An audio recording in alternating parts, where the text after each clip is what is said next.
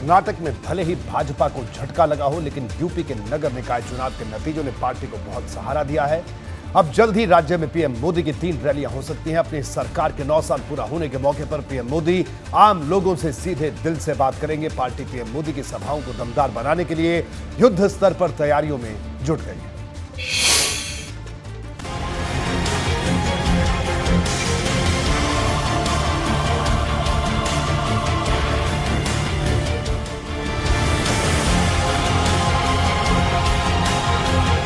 एक ही रास्ता है, नरेंद्र मोदी जी के नेतृत्व में भारतीय जनता पार्टी की कमल फूल की सरकार।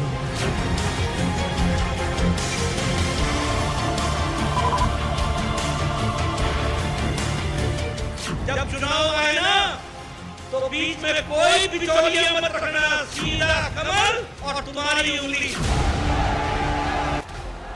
यूपी में भाजपा ने एक और चुनाव जीता तो 24 की उम्मीदों को पंख लग गए।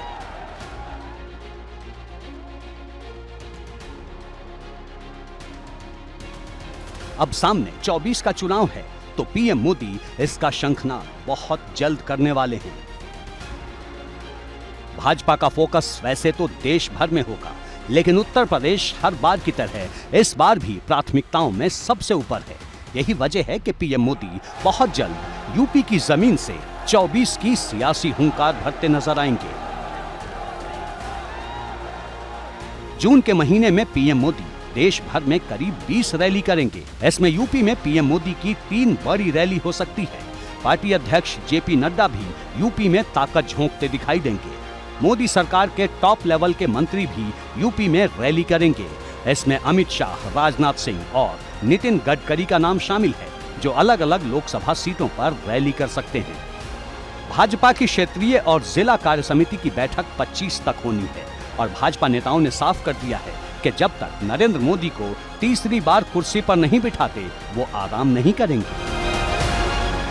राम काज कीने मेरा मोहि कहाँ विश्राम। तो भारतीय जनता पार्टी के भी एक एक कार्यकर्ता के लिए राष्ट्र काज कीने की बिना, समाज की सेवा कीने बिना मोहि कहाँ विश्राम।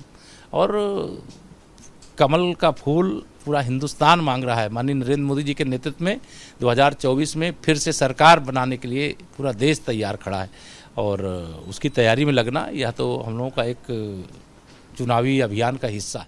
प्रधानमंत्री जी हमारे नेता हैं, हमारे देश के प्रधानमंत्री हैं, दुनिया में सबसे ज़्यादा लोकप्रिय नेता। हमारे लिए सौभाग्य की बात है कि वो हमारे उत्तर प्रदेश से ही बनारस से माननीय सांसद के प्रतिनिधि के रूप में हैं, वो सांसद के रूप में हैं।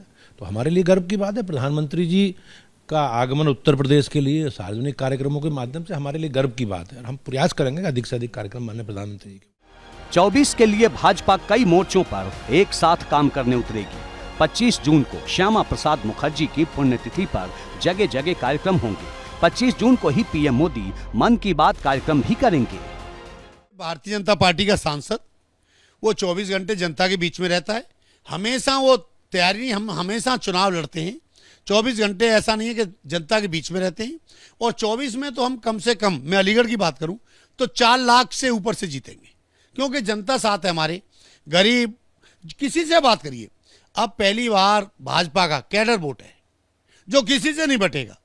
गरीब से पूछिए, जिसको मकान मिला है, जिसको शौचालय मिला है, जिसको गैस सिलेंडर मिला है, जिसको आयुष्मान से कार्ड मिला है। देखिए, हम लोग को तो बस यही काम है कि जो मोदी जी और योगी जी कर रहे हैं उसको हम लोग जनता तक उसको पहुंचाएं, जनता तक उसको सही तरीके से पहुंचे, तो यही हम लोग का काम है। और इस काम में उत्तर प्रदेश सरकार बहुत गंभीरता के साथ काम करती है। उसके सभी मंत्री अपने अपने विभागों को जो मोदी जी और योगी जी की गाइडलाइन है उसके माध्यम से हम लोग जनता के बीच में जाते हैं। मोदी सरकार जहां 9 साल का जश्न मनाने उतरने वाली है, तो विपक्ष भी उसे घेरने के लिए पूरी तरह तैयार है।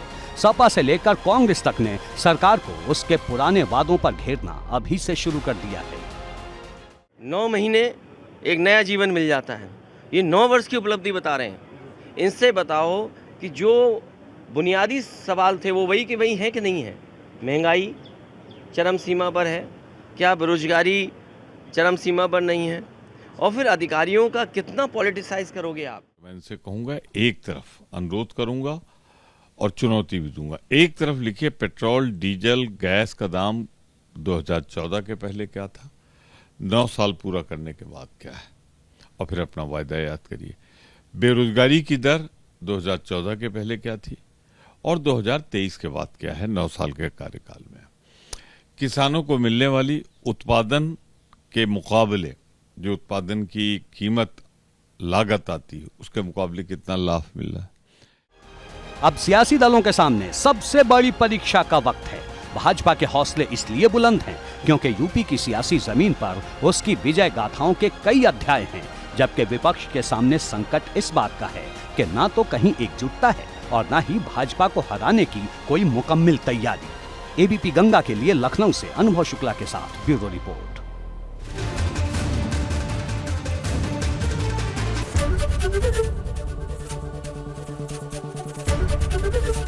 एबीपी गंगा, खबर आपकी, जुबान आपकी।